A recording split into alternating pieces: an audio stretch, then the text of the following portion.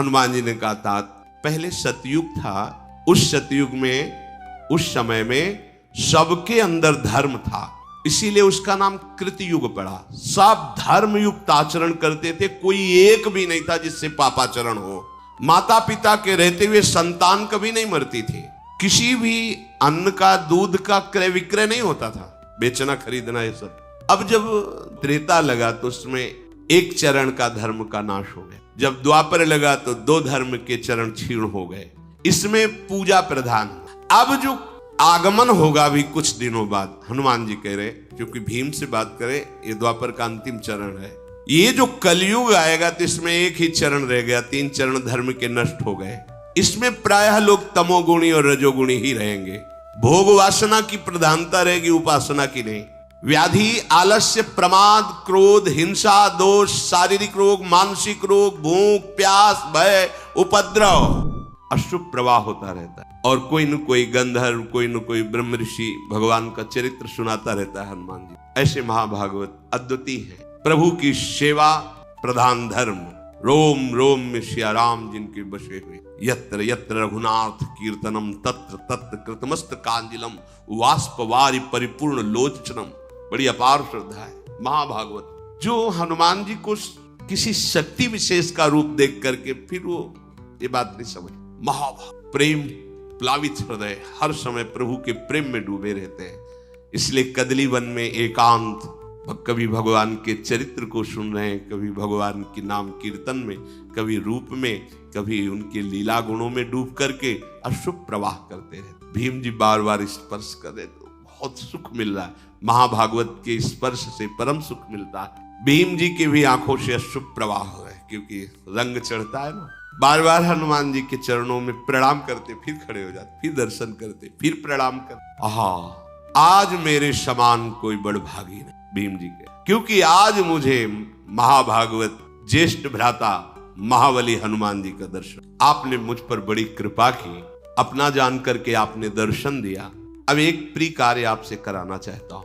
मेरे हृदय में जब मैं आपकी चर्चा सुनता तो ये लगता कि मैं अपने भ्राता का वो रूप कब देखूंगा जो लंका में प्रकाशित किया। जिस रूप में जानकी जी के सामने, जानकी जी से कह रहे थे कि आप चिंता न करो, वाल्मीकि रामायण में, ये आपका दुख देख करके कहीं मेरा क्रोध ना उमड़ पड़े। माँ, विनाश कर दूंगा इस लंका का यदि क्रोध आ गया, और मैं डर रहा हूं कि कहीं भगवान की आज्ञा का उल्लंघन ना हो जाए। जानकी जी ने कहा, यही रखवाले इतने बड़े बड़े हैं कि बेटा आप उनसे पार नहीं पास। उन्होंने कहा, माँ यदि अपने हृदय में सुख धारण करो तो ये पुत्र आपको। जानकी जी ने, वह अति लघु रूप धरेऊ हनुमाना, पैठा नगर सुमिर भगवाना। एक डाल पे छोटे रूप में जैसे वानर रूप, ऐसे तो जानकी जी सो इतने विकराल भयानक दे। कनक भूधराकार शरीरा समर भयंकर, टांगों के नीचे लंका, वो भयानक रूप। और जब दहाड़ कर दे तो फट जाए आकाश, ऐसा अपार कि जिनका छोटा करो ले सब देख ले, वो भयंकर। मैं एक और प्रिय कार्य कराना चाहता हूं। मेरे हृदय में बहुत समय से है कि मैं अगर कभी अपने भ्राता से मिला तो मैं वो रूप देखना चाहता हूं। मकराले समुद्र को लांग करके लंका में प्रवेश करना, लंका को भस्म करना, मैं वो आपका विकराल रूप देखना चाहता हूं। मुझे बहुत सुख होगा। वैसे हमारी आप पर बड़ी श्रद्धा भी, और आप मेरे बड़े भ्राता भी हैं, तो दोनों से मैं अधिकारी होता हूं। जब श्रद्धा प्रबल हो तो गूढ़ तत्व महापुरुष जन नहीं दुरा सकते। तो मेरी श्रद्धा भी आप पर प्रबल है और मैं आपका भ्राता भी हूं। हनुमान जी हंस पड़े, कहा, भैया नहीं नहीं, उस रूप को तुम्हारी देखने की सामर्थ्य नहीं है। कोई भी त्रिभुवन में उस रूप को देखकर धैर्य धारण नहीं कर सकता। और फिर वो समय कुछ और था, अब समय कुछ और है। छोड़ो वो बात। देखो, युग धर्म का प्रभाव होता है। हनुमान जी महाराज, वो त्रेता था, उस समय का प्रभाव कुछ अलग था। अब धीरे धीरे ये द्वापर का समापन होने जा रहा है, कलयुग आ रहा है। इसके प्रभाव से सब कुछ नष्ट हो जाएगा। अब वो मेरे में सामर्थ्य कहाँ कि मैं रूप दिखा सकूं। तुम ऐसा जैसे वो कह रहे थे मैं बूढ़ा हो गया हूं, कैसे उठूं, ऐसे ही छुपाना चाहते कि काहे को भयभीत हो जाएंगे अभी देख के। पर्वत, नदी, वृक्ष, सिद्ध, देवता, महर्षि, ये सभी युग धर्म का अनुसरण करते हैं। युग धर्म के अनुसार शरीर, बुद्धि, बल, साधना बल, इन सब में न्यून या अधिकता आती है। जैसा समय होता है उसके अनुसार। तुम मेरे उस रूप के देखने का आग्रह मत करो, क्योंकि मैं भी समय का ही अनुसरण करता हूं। अब वो समय नहीं रहा रूप दिखाने वाला। भीमसेन ने कहा, प्रभु आप ऐसा समय को क्यों इतना बलवान बता रहे हैं, आप तो सर्व सामर्थ्यशाली हैं।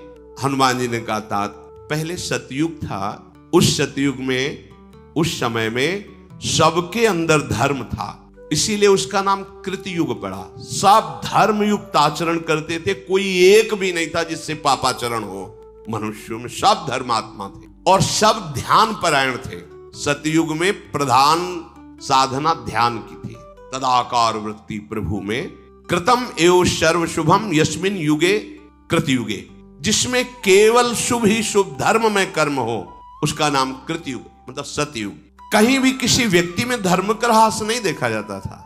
माता पिता के रहते हुए संतान कभी नहीं मरती थी, लेकिन समय का परिवर्तन सबका परिवर्तन कर देता है। धर्म का ह्रास होने लगता है, माता पिता के सामने बालक मरने लगते हैं। कृतयुग में कोई द्वेष नहीं करता था, भेदभाव नहीं था, किसी भी अन्न का दूध का क्रय विक्रय नहीं होता था, बेचना खरीदना ये सब। ये तो हम अपने बाल्यावस्था में भी ऐसे कुल में पैदा होकर दूध बेचता है, अपराध सा साबित होता था। गाय का जिसे दूध आदि ये तो व्यवहार में बंटता था। 8-10 जैसे गाय है तो आसपास के 2-4 लोग दूध ले जाना, मठा ले जाना, ये ऐसे व्यवहार में, बेचने का नाम नहीं। दूध घी बेचना मतलब एक तरह से न्यून माना जाता था, ये ठीक नहीं है, वो अपने धर्म से नहीं चलता, दूध बेचता है, ऐसा माना जाता था। इस युग में जो कृतयुग है, इसमें कभी किसी को रोग नहीं होता था, इंद्रियों का बल क्षीण नहीं होता था, क्योंकि कोई अधर्म नहीं करता था, कोई दोषों को स्वीकार ही नहीं करता था, किसी में दोष दिखाई नहीं देते थे, कभी किसी को दुख से रोते हुए नहीं देखा गया। सब धर्म परायण, किसी में घमंड नहीं देखा गया, किसी में धर्म विरुद्ध विकार नहीं देखा गया, कहीं कोई कलह विग्रह झगड़ा ये सब नहीं देखा गया। सब योग का आश्रय लेकर परब्रह्म परमात्मा भगवान श्री हरि के ध्यान में निमग्न रहना, सदा सबकी वृत्ति प्रभु में लगी रहती थी, सब प्रभु की सेवा में, सब सनातन धर्म के अनुयायी। अब जब त्रेता लगा तो उसमें एक चरण का धर्म का नाश हो गया। भगवान की उपासना भी त्रेतायाम यजते मखई, प्रधान यज्ञ क्रिया हो गई। पहले में ध्यान, दूसरे में यज्ञ क्रिया हो गई। यज्ञ करना, धर्म करना, सत्कर्म करना, संकल्प करना, वेदोक्त दूसरों को दान करना, ये ऊपर नहीं, ऊपर सब एक ही धर्म में भगवत चिंतन परायण, सब स्वस्थ, कहीं किसी में कोई अधर्म नहीं। लेकिन त्रेता में ऐसा, त्रेता युग में दान, तपस्या, यज्ञ और धर्म युक्त आचरण पर क्रियापरायण। जब द्वापर लगा तो 2 धर्म के चरण क्षीण हो गए। इसमें पूजा प्रधान, ऋक यजु साम अथर्व वेद को 4 भागों में बांटा गया। बुद्धि का, सात्विक बुद्धि का धीरे धीरे क्षय होने लगा, जो दिव्य निर्णय कमजोर होने लगा। सत्य से भ्रष्ट होने के कारण द्वापर में ही अनेक रोगों का प्रादुर्भाव हो गया। मन में विशुद्ध कामनाएं पैदा, जहां भागवतिक होती थी ये आराधना, वहां भोग कामनाएं पैदा होने लगी। बहुत से दैवी और प्राकृतिक उपद्रव शुरू हो गए, रोग आदि शुरू, ये कृतयुग में नहीं थे। अब जो आगमन होगा भी कुछ दिनों बाद, हनुमान जी कह रहे, क्योंकि भीम से बात करें, ये द्वापर का अंतिम चरण है। ये जो कलयुग आएगा तो इसमें एक ही चरण रह गया, 3 चरण धर्म के नष्ट हो गए। इसमें प्रायः लोग तमोगुणी और रजोगुणी ही रहेंगे। भोग वासना की प्रधानता रहेगी, उपासना की नहीं। तभी तो कोई बिरले। वैदिक सदाचार लुप्त, व्याधि, आलस्य, प्रमाद, क्रोध, हिंसा, दोष, शारीरिक रोग, मानसिक रोग, भूख, प्यास, भय, उपद्रव, ये प्रधान गुण हैं कलयुग के, ये प्रधान गुण हैं। इसमें कलयुग में धर्म का धीरे धीरे पूर्णतया ह्रास हो जाता है। अब किसी को डर लगता है क्या कि मैं किसी महात्मा के विषय में क्या बोल रहा हूं? कुछ नहीं, कोई भय नहीं। पैसा मिले, कुछ भी दिखाना पड़े, कुछ भी बोलना पड़े, किसी को भी कोई भय नहीं। तुम्हारे सुकृत जब होगा तो देखा जाएगा, अभी तो मौज में है, अभी तो आ रहा है।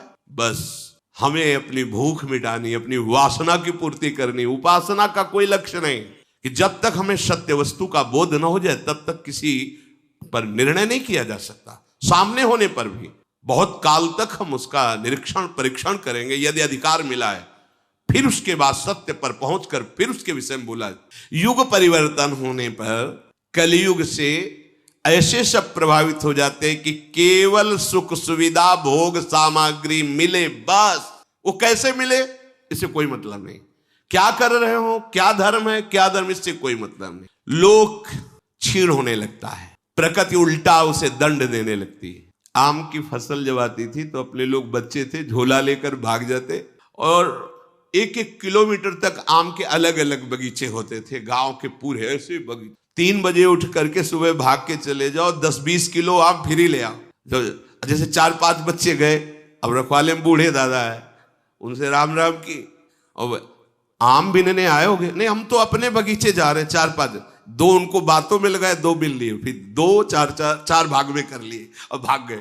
मतलब स्वाभाविक, कहाँ वो बड़े बड़े वृक्ष, 1-1 गाड़ी आम गिरे, ऐसे वृक्ष बड़े बड़े वृक्ष कहाँ रह गए। जितने रसाल हैं, जितने रस वाले जो वृक्ष हैं, जो पूज्य वृक्ष हैं, वो अंतर्ध्यान हो, प्रकृति परिवर्तित होती चली जा रही। जब वर्षा होनी चाहिए तो बूंद नहीं, धूल उड़ रही है, और जब फसल पक के तैयार है तब वर्षा हो रही है, सब नष्ट हो रही है प्रकृति। क्यों? क्योंकि धर्म का ह्रास, युग का प्रभाव मनुष्य को कमजोर कर देता है। ये आगे जो कलयुग आने वाला है इसमें कोई चिरजीवी नहीं होगा। भारी तपस्या भारा, कितने साल को बोले 20 साल, क्या बोले high blood pressure, low blood pressure, 500 sugar, और कितना चाहिएगा बेचारा। अब तो यार दिखाई दे रहा है, केवल पैंट शर्ट दिखाई दे रहा है, उनमें जांग कितनी है तो समझे में नहीं आ रहा है। गांव में जैसे खेत की रक्षा के लिए नहीं धोख खड़े किए जाते थे, ऐसे नजर आ रहे। हाँ मतलब वो चलते हैं तो बस वो कपड़ा ही हिलता नजर आता है टांगों का, वहां कोई कि भाई यौवन शक्ति से संपन्न तेजो में, ऐसा तो नजर नहीं आता है। क्यों? क्योंकि पिज्जा बर्गर खा करके और नाना प्रकार की कुविचार धाराओं वाले दृश्य देख करके वो अपने आप को खो रहे हैं। उनके अंदर संयम, जितेंद्रियता, पवित्रता, उसका परिणाम यह है कि नए नए बच्चे आकर प्रश्न करते हैं मैं आत्महत्या करना चाहता हूं, इतना कमजोर हो चुका हूं, इतना ग्लानि से युक्त हो चुका हूं। शास्त्र के द्वारा जब आप संयम से चलेंगे तो आपको दिखाई देगा कि आपका ये शरीर भी स्वस्थ है, आपकी मानसिकता भी स्वस्थ है, आपके विचार आपको प्रसन्न रखेंगे।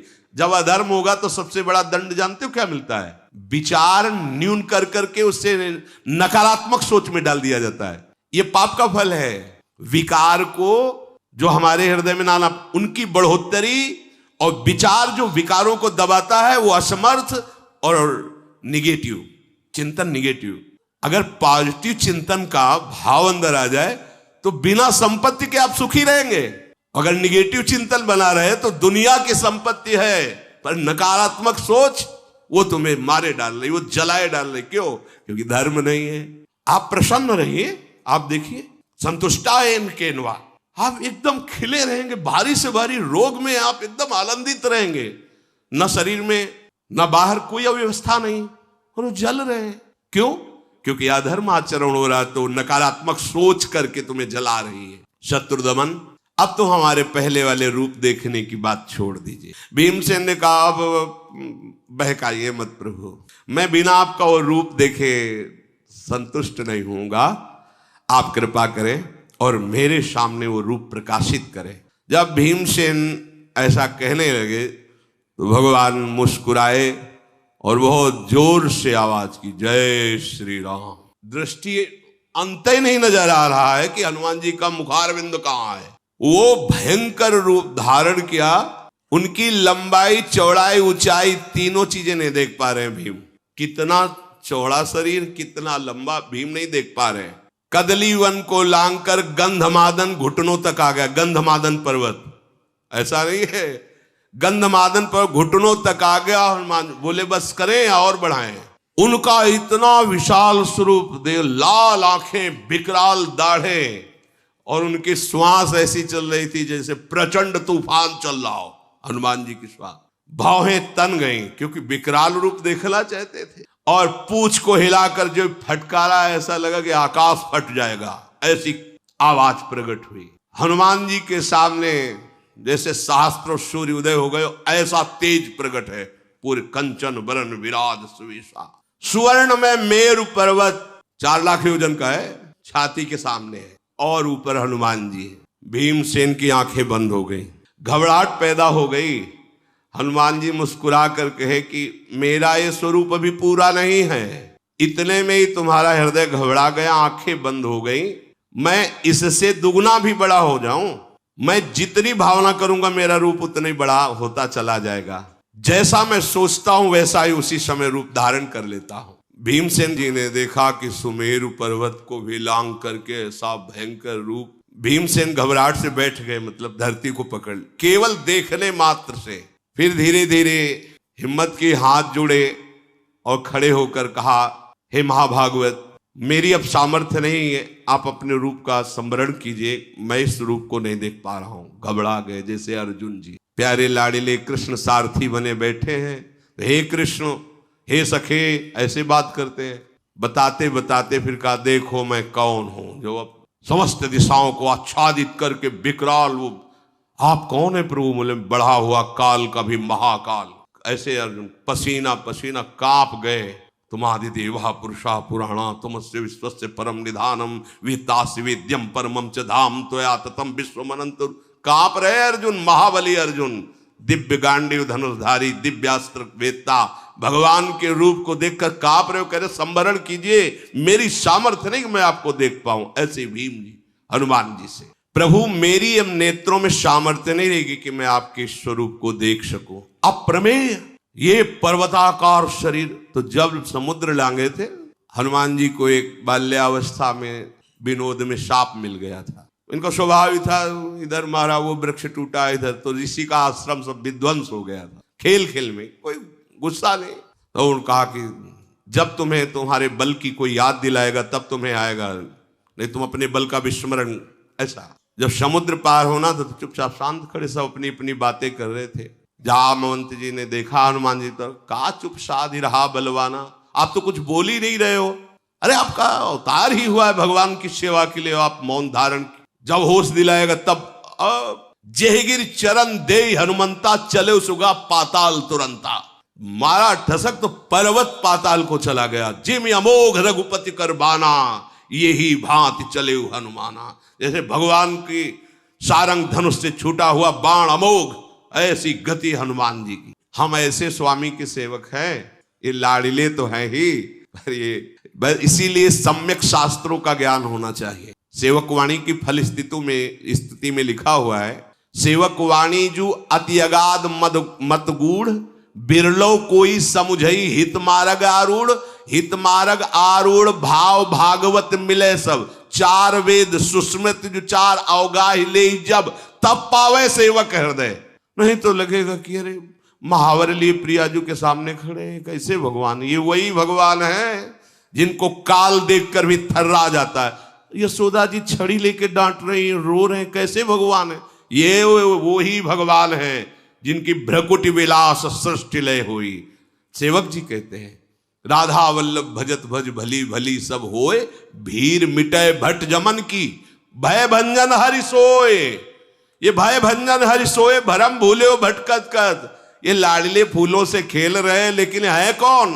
सोई वही हरि है, जिनके बल से सब बलवान हैं, जिनके भय से सूर्य तपता है, जिनके भय से मृत्यु अपना काम करती है। ये वही प्रभु है, कोई और थोड़ी। वही हमारी प्रियाजू की भ्रकुटी के तन जाने पर हाथ जोड़कर विनय पूर्वक वहां लाडली को मनाते हैं। इसीलिए हमारे माई श्यामाजू को राज। प्रभु श्री भीम जी बोले, मेरे मन में एक बात आ रही है कि इतना महान बल, इतने महान आप हो, और आपने रावण को मारा नहीं। ये रूप देख के तो लगता है कि प्रभु कोई आपके सामने नहीं टिक सकता। फिर भगवान श्री राम को प्रयास करना पड़ा मारने के लिए। मुझे तो ऐसा लग रहा है कि आप अगर अपने बाहुबल का प्रयोग करें तो त्रिभुवन का विनाश कर सकते हैं। मारुति नंदन, अपनापन करके मैं पूछ रहा हूं कि आप समर्थ होते हुए रावण को क्यों नहीं मारा? सियाजू को क्यों नहीं वापस ले आए? भीम के ऐसा कहने पर कपिश्रेष्ठ हनुमान जी मुस्कुराते हुए बोले, सेवक का परम धर्म है कि स्वामी का यश हो, ऐसे ही कार्य करना चाहिए। बड़ी गूढ़ बात, ज्ञानी नाम अग्रगण्यम। सेवक का परम धर्म है ऐसे ही आचरण करे, बर्ताव करे, जिससे उसके स्वामी का यश हो। तुम ठीक कह रहे हो, ये अधम राक्षस रावण मेरे सामने भुनगे के समान था, मैं उसे ऐसे पीस सकता था, ऐसे। किंतु संपूर्ण लोकों में मेरे स्वामी की कीर्ति में बाधा पड़ जाती। हाँ, रावण ने सिया जी चुराया और हनुमान जी वापस सिया जी को लाए और रावण का विनाश किया, ऐसा नहीं, स्वयं मेरे प्रभु ने विनाश किया। ये सेवक की चतुराई। जब वापस लौट करके लंका से आते हैं तो एक सुग्रीव जी का बगीचा था जिसमें मनमानी सब फल पाते हैं। सूचना पहुंची कि पहरेदारों को भी पीट करके जितने भी आपके प्रधान वो सब फल खा रहे हैं। सुग्रीव जी आनंदित हो गए। बिना राम काज किए उस फल नहीं खा सकते थे हमारे सेवक जन, इसका मतलब राम काज हो गया। किसने किया? बोले मारुति नंदन हनुमान। सामने देखा आ रहे, मुख प्रसन्न तन तेज विराजा, समझ गए किन्हें रामचंद्र कर काजा। भगवान राम भी खड़े हो, सम्मान के लिए नहीं, जैसे माँ अपने बेटे को गले लगाने के लिए खड़ी हो जाती, ऐसे हनुमान जी को गले लगा, हाथ पकड़ा, अपने आसन पे बैठा। ऐसे हनुमान जी सड़क के चरणों में बैठ रहे। रावण के द्वारा सुरक्षित लंका में प्रवेश करके वहां विध्वंस मचा देना, हनुमान हृदय को शीतल कर बोले नहीं प्रभु, नहीं, ये तो आप विनोद कर रहे, ऐसा नहीं। शाखा मृग की यह मनुसाई, शाखा ते शाखा पर जाई, लाग सिंधु हाटक पुरजारा, निश्चर गण बद विपिन उजारा, सो सौ तो प्रताप रघुराई, नाथन कछु मोरी प्रभुताई। प्रभु हमारी तो ताकत इतनी, एक डाल से दूसरी, मुझ बंदर की ताकत क्या कि समुद्र लांग कर जाना और रावण जैसे राजा के सुरक्षित राज्य में प्रवेश कर आग लगा देना, विध्वंस मचा देना। वहां मैंने देखा ये सब राम प्रताप कर रहा है, वहां मैंने आपकी कृपा को देखा, प्रभु आपका प्रताप ये सब कर रहा था, ऐसा नहीं। बोला वचन विगत अभिमाना, ये महामहिमा होती। हाँ प्रभु हम गए, ऐसा नहीं। सेवक वही जो स्वामी की यश कीर्ति को फहराए, कहीं भी मान हृदय में स्पर्श न करे। श्री रामचंद्र मेरे आराध्य देव, मेरे प्राण प्रीतम प्रभु हैं। सेना सहित जब रावण का वध किया, सीता जी को वापस लाए तो उनकी कीर्ति हुई, मेरे स्वामी की कीर्ति हो, यही हमारा परम धर्म है। नहीं तो रावण मेरे लिए भुनगे के समान था। उस रूप में कह रहे हनुमान जी। बालक ही थे ना, वो माँ से कहा माँ मुझे भूख लगी है, कुछ खाने को दो। तो बोले जो लाल फल, सुबह का टाइम था, वही पाना, मतलब मीठा लगेगा, अच्छा रहेगा। तो आकाश की तरफ देखा तो लाल लाल अरुणोदय हो रहा था, भगवान सूर्य लील गए। अरे सब देवता प्रकट हो गए, महाराज ये कोई फल है खा ले। बाल्यावस्था में सूर्य भगवान को मुख में, महाबली महाप्राज्ञ, तुम अपने भाई का प्रिय एवं हित करने में तत्पर रहो। हनुमान जी ने भीम से कहा वायु देवता सदैव तुम्हारी सुरक्षा में है, तुम उनके पुत्र हो। मैंने इसलिए यहां रोका है कि आगे सौगंधिक वन ये दिव्य देवताओं द्वारा, बड़े बड़े ऋषि मुनियों द्वारा सेवित है। कहीं ऐसा ना हो जाए कि तुम्हारे द्वारा अपराध बन जाए, कोई ऋषि शाप दे दे। और तुम जिस फूल के लिए आए हो वो फूल का ये रास्ता है, यहां से सरोवर मिलेगा, शास्त्रों फूल है, बलवान हो तुम ले सकते हो जाकर, पर इस मार्ग से मत जाओ क्योंकि यहां तुम्हें साप मिल सकता है। जब किसी देव वन में प्रवेश करे तो वहां मंत्र जाप करते हुए और नमस्कार मुद्रा में प्रवेश करे। तुम यहां ना मंत्र जाप कर रहे थे ना नमस्कार मुद्रा थी, बल ऐसा नहीं। आगे जो देव मार्ग में ऐसे नहीं चल, जैसे गुरुजनों के पास जैसे जाया जाता है, उनकी डेहड़ी से हाथ जुड़ गए, ग्रीवा झुकी, बिल्कुल दैन्य एक तिनके के समान दासत्व भाव लेकर जाया जाता।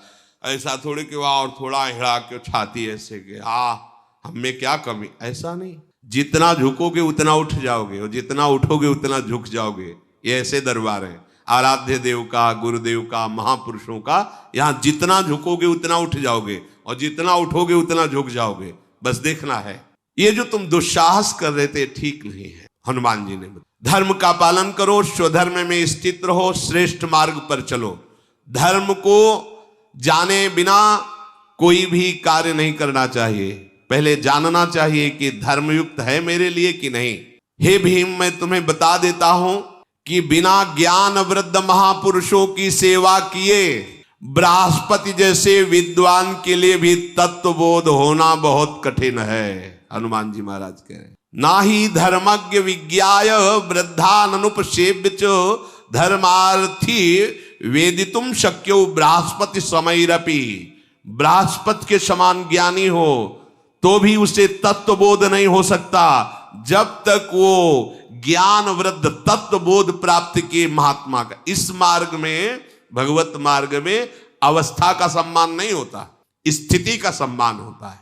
16 वर्ष की अवस्था सुखदेव जी की है, 10,000 वर्ष तपस्या करने वाले महात्मा सब खड़े हो। उसमें भगवान श्री कृष्ण द्वैपायन व्यास जी भी हैं, वशिष्ठ जी भी हैं, बड़े बड़े महापुरुष सब। भगवान व्यासदेव जी के पिता श्री पराशर जी भी हैं। क्यों? सुखदेव जी गर्भ से ही बोध संपन्न महापुरुष है, गर्भ से ही महान वैराग्य युक्त है। तो यहां वयोवृद्ध नहीं, ज्ञान वृद्ध, जो तत्वबोध प्राप्त किए। अभी मानो आपको दिखाई दे रहा है कि वो 25 वर्ष की अवस्था का, लेकिन पूर्व में उसकी कैसे भजन शैली पूर्व जन्म में रही। जैसे जड़ भरत रूप में जन्मने में ही वो 5वीं भूमिका में ही जन्मे, ज्ञान की 5वीं भूमिका में भी जन्म, उनका जन्म ही हुआ जब, तो 5वीं भूमिका में थे ज्ञान की। अब अवधूत जड़वत स्थिति उसी समय से। अब कोई कह दे जन्म पूर्व में हुआ है ना भजन, गंडकी नदी में पहले भरत रूप में भजन हुआ, फिर हिरण रूप में भजन हुआ, परिणाम हुआ, अब तीसरा जन्म हुआ तो बोध संपन्न महापुरुष, ज्ञान की ऊंची भूमिका में विराजमान महापुरुष। तो उसमें अवस्था नहीं देखी जाती, स्थिति। यहां हनुमान जी महाराज कह रहे हैं कि ज्ञान वृद्ध महापुरुषों की सेवा किए बिना बृहस्पति जैसे विद्वान के लिए भी तत्वबोध होना संभव नहीं है। अर्थात जो बोध प्राप्त किए हुए महात्मा जन हैं, उन सेवा का तात्पर्य होता है उनकी आज्ञा में। आज्ञा शमन सुसाहिब सेवा, उनकी आज्ञा के अनुसार चलने स्वयं तत्वबोध हो जाएगा, ये कराना नहीं पड़ता। ध्यान मूलम गुरु मूर्ति, पूजा मूलम गुरु पदम, मंत्र मूलम गुरु वाक्य, मोक्ष मूलम गुरु कृपा। उनकी कृपा से तत्वबोध स्वाभाविक हो जाता है, भगवत प्रेम स्वाभाविक बढ़ने लगता है, बस उनकी आज्ञा पे चलना है। तदनंतर श्री हनुमान जी महाराज ने भीम की प्रार्थना से अपने स्वरूप का संवरण किया और भीमसेन तत्काल जो घबराहट हुई थी, भय हुई थी, उससे मुक्त हुए। बड़ा आनंदमय अनुभव हुआ। महाबलशाली भीमसेन को हनुमान जी के दर्शन से और संभाषण से ऐसा अनुभव हुआ कि आज मैं परम पवित्र हो गया हूं, अब मेरे समान कोई भाग्यशाली या महाबलवान नहीं है। क्योंकि जिसके भ्राता ऐसे महान भागवत और महान बलशाली। हनुमान जी ने अपने प्रेम भरे नेत्रों से गदगद वाणी से भीम से कहा कि भीम अब तुम वापस चले जाओ और बातचीत के प्रसंग में कभी किसी को मेरे इस स्थान का परिचय मत देना। मैं इस स्थान पर रह रहा हूं ऐसा किसी से मत कहना। अब तुम्हें जो प्रिय हो मांग लो, क्योंकि मेरा दर्शन व्यर्थ न जाए। कोई वरदान जो तुम्हें प्रिय हो। तो कहा प्रभु मुझे अपने बड़े भाई कहने का सौभाग्य आपको मिला, इससे बड़ा वरदान मैं क्या मांगू। और मैं ये जानता हूं कि आपके बल से जो मुझे प्राप्त करना है वो सब मैं प्राप्त कर लूंगा, अर्थात धृतराष्ट्र के पुत्रों का वध और सिंहासन पर, ये तो आपकी कृपा से मैं प्राप्त कर लूंगा। पर आपकी जो इच्छा हो, मेरी इच्छा कोई नहीं। मेरी तो यही सौभाग्य है कि आप हमारे बड़े भ्राता हैं, कहने का सौभाग्य मिला। हनुमान जी ने भीमसेन पर बहुत प्रसन्न होकर कहा ऐसा ही हृदय होना चाहिए, कहने पर भी, मांग ढूंढने पर भी नहीं आनी चाहिए कि मैं क्या मांगू। हमें तो कुछ मांगना भी नहीं आता, आपको जो मन हो, जैसा मन हो आप। ये बात आज पांडव सनाथ हो गए भीम तुम्हारे जैसे को प्राप्त करके। हनुमान जी महाराज ने कहा महाबली आगे महान युद्ध होने वाला है। मैं अपनी तरफ से कह रहा हूं, समय में अर्जुन की ध्वजा में बैठूंगा और मैं ऐसी गर्जना करूंगा कि सामने वाले वीर का हृदय भय युक्त हो जाए, बल रहित हो जाए। वो मारा तो मेरी ही गर्जना से जाएगा, निमित्त मात्र अर्जुन बनेंगे। मैं जब ध्वजा पर विराजमान होऊंगा तो ऐसी वक्र दृष्टि से देखूंगा कि सामने जो शत्रु पक्ष के वीर हैं उनकी आयु का नाश हो जाएगा। कपिप्रवर हनुमान जी ऐसा कह के तत्काल अंतर्धान हो गए और भीम उनके बताए हुए मार्ग से आगे बढ़े।